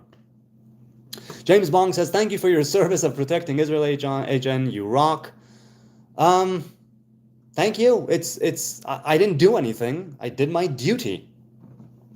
You can go to Thailand, says MR3. And also the army gave me a lot of difficult times, but a lot of benefits too. I got to see certain things and experience certain things, be in certain places, and have interactions that I would never get in the civilian life. So, yeah. And, it's to just be a number for a while, that does something to you. MR3 says, sir, give your son more blue whales and white elephants. Pink elephants. Pink elephants, that's from Dumbo, right? When he drinks the wine. Speaking of the Nazarite ship. Bang, bang, gang, says MC. Everywhere I go. 11 bang, bang, gang. What does that mean? WD says, check out Akhenaton, the Heretic Pharaoh by Joy Collier. What was your MOS in the army? I was a field medic. I was an infirmary medic for the majority of my service, right, of my mandatory service. And then, because I started in the Armored Corps, did basic training, and then I was sent to the medics course, and instead of returning to the Armored Corps, I became an infirmary medic, because that's what the army needed at the time at a certain place. I did that for the majority. I was also a medic at a prison, a couple of prisons, right, security IDF prisons. And then for the rest of the time of reserve duty, nearly 20 years, every year, I was a field medic with a platoon of tanks. And yeah, that's what I was doing. So field medic, that's what it is. So what is a Pfister 13F? I'll just look it up quickly here. Pfister 13F. Well, hold on. Fire support specialists. Often refer to themselves, provide a critical capability, says Army.mil, on the battlefield with their ability to synchronize and integrate fires. Fire? You start fires? You're arsons? What does that mean, a fire specialist? Wait, fire support. I'm sorry. By fire support, do you mean like on the hill with the machine gun, kipatretek, kala? What are you? Do they mean actual fires, or do they mean fire, right? Weapons fire. I'm sorry, I'm ignorant of the terminology of the U.S. Army. It's 1:36 a.m. here, says Mr. T. Wow, good for you, man. Get some sleep. Sneezer, 1 Israeli shekel is 32 Bangladeshi taka. Beavis and Butthead voice. Are you threatening me? I am the great Cornholio. I need TP for my bunghole. Shut up, Beavis. Beavis, you dumbass. That's my Beavis and Butthead. I will learn it from you. Aw, Jimmy Savile loves me. I'm assuming that's another pedophile or pederast or minor attracted person or molester. I'm assuming just B.O.B. Why just B.O.B.? Why? Omel, hello Omel. How long did it take you to have that beard? I've never shaved my beard, so it's been there ever since I started growing facial hair. I've never completely shaved it. Just B.O.B., you make me laugh so hard, man. Hey, I appreciate it. Humor. Humor breaks barriers. Humor forms connections. Humor is something that can be physical. It can be from the wittiest and subtlest joke to the crudest slapstick, fart dick joke. You know what I mean? And humor is good. It's a force for good. And when it's used in measure, and when it's used properly, and when it's used not to make light of something that ought not to be in a bad situation, but to do it in a way where it's in a good situation and when it lightens the heart of the individual, it's very, very good. And how long is that in years to have that beard, bro, for real? I don't know. I'm 41 now. So I got my bar mitzvah mustache around, 14. and I started getting a little bit of hair on my chin, towards my mid-teens. And I started getting a little bit of hair on the higher chin area, just a strip towards my later teens. And then the hair and the beard really started to come in after I got married. I got married at 20. And so 20 onward, so I would say it was a full beard. My woman is here, she can say. When was it a full beard? In my, I don't know, mid-20s, early 20s, it grew in. So it would be something like, let's say, 18, 17 years of this beard. It doesn't grow, I don't cut it. I comb it occasionally, I shampoo it, I keep it neat if I can, but I never cut it. My woman once cut it a little bit, just straightened out a few hairs, that were hanging down, and I haven't done that since. Mr. 3T says, artillery, I see. Artillery is not totchanim. That's how are your ears, man? How is your hearing? How is your hearing? Ariel says, still going strong, I see. Yes, indeed I am. How goes the cycling? Stefan, LOL, my woman is here. Awesome. Yes, she is. She's in the chat, and she's she hasn't come home yet, but she's in the chat. Ariel says, should be able to get properly involved in the chat tomorrow. God willing, Yah willing, there will be a chat tomorrow. What needs to happen for you to shave the beard? So there was one time only where I shaved it. I was 20 years old, so it hadn't come in yet. It was a couple of weeks before my wedding, I think a few weeks before my wedding, I went into the army, I did basic training, and then I had a break. And during that break, I got married. So throughout basic training, I was engaged to be married. And there was one night, specifically, where there was some sort of threat coming from Iraq that didn't affect the civilian population, but the military went up a notch in its readiness and preparedness. Right? DEFCON this, DEFCON that. And so, the idea was that we needed to have our gas masks handy, and we know where they are, on us or next to us in the barracks, and whoever had a beard, shave the beard. And so again, I had a bit of a mustache, a few hairs on the chin, and a strip. And I shaved it. I said to myself, okay, I grew it, for the glory of God and the unification of the divine and the divine feminine and masculine presence, and I shall shave it in the army because the commander told me to for the same reason. So I shaved it. It was a little thing, and I shaved it, and since then I've never shaved again, ever. So what needs to happen, I guess, at least at the time, was that I had to get an order as a recruit, as a tiron, right, as a very green soldier. And as an addendum to that story, there was one other person in my company who grew a beard for religious reasons, and he was from the Chabad Hasidic sect. And he told the commander, while I was shaving, he went to the commander, and he said, "Commander, sir, would it be okay if I wait till morning and shave then?" And why? Because he called his rabbi. I went to shave, he called his rabbi, and he said, "Rabbi, the commander is telling me to shave, what should I do?" And the rabbi told him, "Ask the commander if you can wait until morning, and do it first thing in the morning." And the commander said, "Yes, you can do it first thing in the morning." And by the time morning had come, the situation had resolved itself, I was clean shaven, and the Chabadnik, my man, my brother in arms, my bearded brother in arms, was now the only bearded one in the company, because he listened to his rabbi who told him, "Don't shave it, wait till tomorrow, wait till morning." And in the morning, he didn't have to, and that's a lovely story, and I love telling it. And I don't regret shaving it. Again, it grew back very, very easily. It wasn't much to go on. Only after I was married did the testosterone begin to flow really in earnest, as far as the facial hair is concerned. And other things, obviously. Yeshua HaMashiach says color coats painting. Are you a painter? Do you color coats? Do you actually color coats? That would be pretty good. That's a good idea for a business, huh?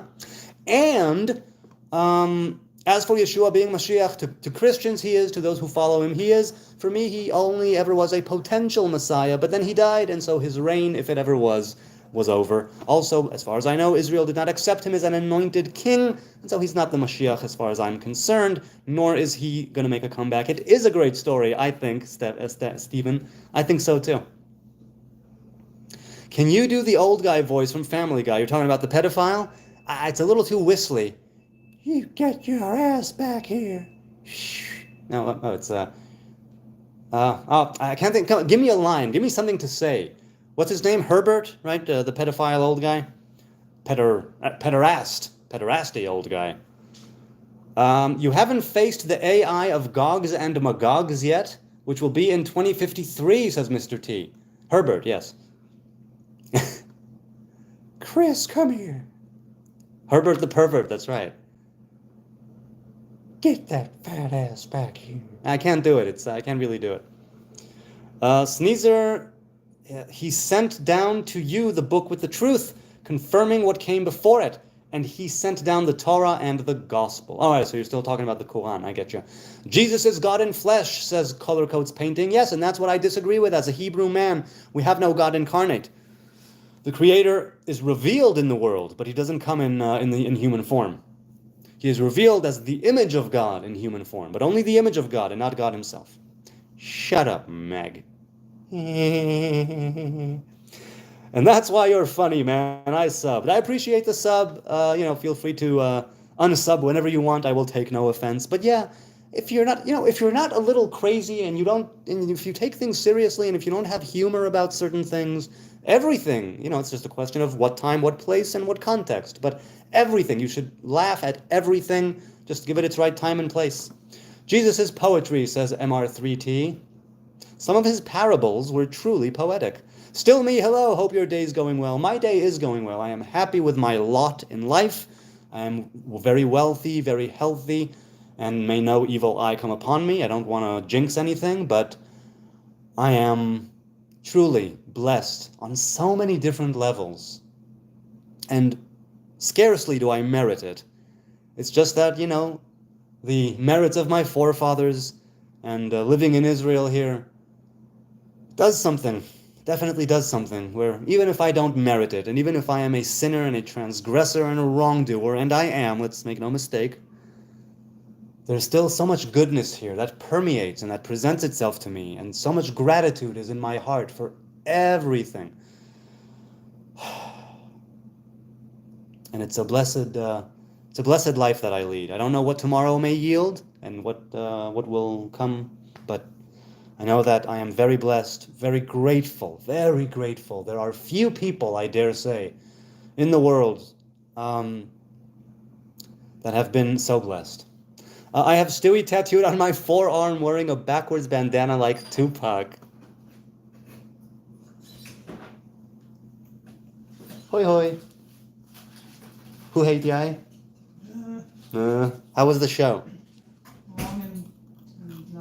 Oh, yeah, I'm sorry to hear that. James Bong says, do you know Tal? Or he is called the Traveling Clat? Would be an awesome collaboration to do, if so. No, I don't, but no, I'm not. Sir, you are 41, still too young, alhamdulillah, but I am 18, look like Buddhist monk. I look too old. Well, too old for what? What do you look too old for as an 18-year-old? I'm genuinely asking, I'm curious. MR3T, you are highly understanding for so young. I look forward to when you are my age, said Sneezer. Indeed. There are some people who have, let's say, an older soul, as they say, and maybe that comes with an older look. I don't know. Maybe, maybe not. Traveling clat. What does it mean, clat? What does clat mean? No. Hey, babe. Hi. Many older souls getting born in this last generation. Right, it's like it says of Shabbos, Sof ma'aseh b'machshavat chila, the final deed was first in thought. Meaning, right, when somebody comes to build a building, they first have a vision of it complete. Then they can go into the blueprint and actually see how it goes on in reality, and whether or not it can be executed. In the very same way, that which was thought of first appears last. And the Shabbos, right, is the origin of everything in that world that is coming towards us, that world to come, the tree of life. And in the same way, maybe the older souls are more older souls in this last generation, right? In the same way. Bloodnose says, in Jewish texts during the Second Temple period and beyond, as well as in Christian Greco-Egyptian texts, Israel was understood to mean a man seeing God. From Yisrael, Ish ro'eh el. I see. That's a great. I don't think I've even thought of that. No, I did think of it because let's say, speaking of the army, to shul is to see, and so it is. Let's put it this way: it's not that I've never heard of it. I didn't know that its origin is those right Christian Greco-Egyptian texts. And Second Temple and beyond, I sort of knew it from the way that the letters, right, are like those words, exactly as you wrote. I never attributed it, at least in my working mind now, I did not attribute it to any particular text, certainly not Christian Greco-Egyptian text, which I know nothing of. So yes, Israel is a lot of things. Israel is a lot of things. I don't sleep at night, LOL. Do you work? Are you working right now? I pray to Allah that I may die in 2053 in Damascus. Why in Damascus necessarily? So Nezer says, final deed first in thought. How God taught me to beat every chess game. I can't yet play it backwards. Yeah, it's reality working itself out, but reaching towards that final deed that was first in thought. Sof ma'aseh machshavat tchila. And this has to do, obviously, also with the idea of thought being hidden right on the inside and deed being outward on the outside. And MR3T, Sneezer says to MR3T, the end is the middle. Don't count on an early death. Your life will likely be the hundreds of thousands of years. That's an interesting way to look at it. Baldwin IV and Salahuddin Ayyubi? Not sure what that means. Bloodnose says, that's not me saying anything. I was curious and just copy-paste from Wikipedia. Wait. Oh, I see. Okay. Well, that's good to know. Thank you for enlightening me and enriching my knowledge. I hope I will keep that. Definitely. Okay, you know what? It's been almost 2 hours. This has been so lovely. I'm going to call it a night. Thank you all. Every like, every sub, every view, every comment, every troll, every contribution. I love it. It's so much fun to sit here, go live. I don't take it for granted. I don't think it's anything like an easy thing, right? And a normal thing. That I sit here at night and press go live, and there's a crowd here, and there's a group here, and we have good dialogue here, and people, giving their 2 cents and broadening the minds of others, and doing it, in a polite and civil way, largely, without flame wars and without any high contention, let's say. And it's lovely. And I love the organic connections that are being made here between users in the chat and in, it's a lot of fun to be a part of. And I hope that this is of some value, entertainment or Torah or whatever it is. Yeah, go for it. Message me. I'm Hebrew Nazarite with the tree across the board in the glitched in YouTube and in Twitter and in Facebook and in Instagram and on TikTok. I don't post much, but I DM. So, yeah. So yeah, go for it. Message me for sure. I won't always be available, but when I am, I love to get into a good conversation. So yeah, okay, I hear you. Thanks for thinking of me. Go for it. Let's have a chat. And so, as I was saying, I don't take it for granted that you would take time out of your day, out of your night, whoever you are, wherever you are, those watching now, those watching later. It's no small thing. It's no small thing, not at all, that you are here with me and we're doing this. So it's a wondrous thing, and I'm happy to be a part of it. And I thank you for your time, for your kind attention. I will see you tomorrow, 9 p.m., I hope, Israel time, for the end of the week, of the work week. More Orot HaTshuvah, more Q&A, more getting into different things, more talking about, farts and butt cracks and Beavis and Butthead voices. I know I look forward to it. What about you?